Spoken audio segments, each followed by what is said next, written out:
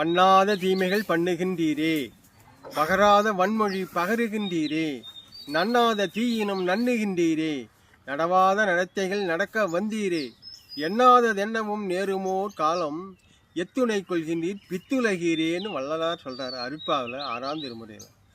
அப்போ பண்ணாத பாவங்கள் எல்லாம் பண்ணிட்டு அந்த பாவத்தின் தண்டனையே மனிதன் அனுபவி துன்பப்படுவான்.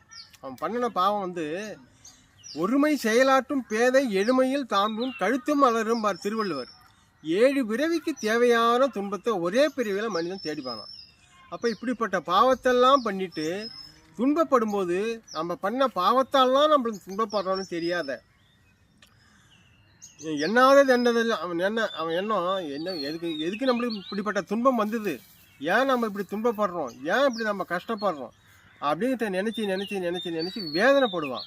இதெல்லாம் நாம் பிறருக்கு கொடுத்த துன்பம் தான் நம்மளுக்கு வந்தது.